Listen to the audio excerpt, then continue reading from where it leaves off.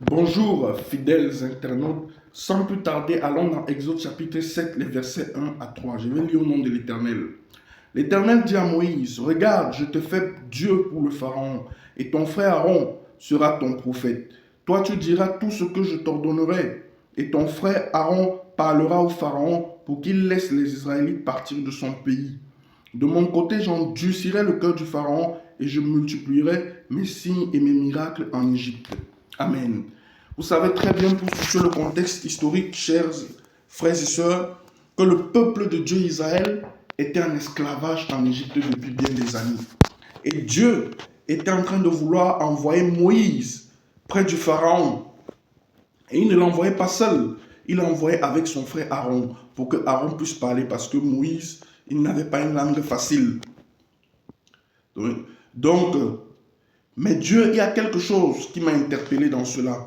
Dieu dit au verset 3, « J'endurcirai le cœur du Pharaon et je multiplierai mes signes et mes miracles en Égypte. » C'est Dieu qui tient le cœur de tout être humain entre ses mains.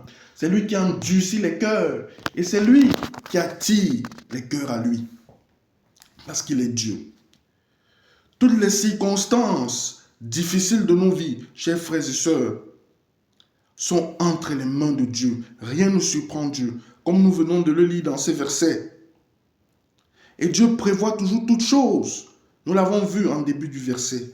Dieu avait prévu comment Moïse devait se présenter, avec qui Moïse devait aller, qui devait parler, notamment en la personne de son frère Aaron. Et Dieu avait aussi prévu agir à sa manière, comme nous avons pu le lire au verset 3.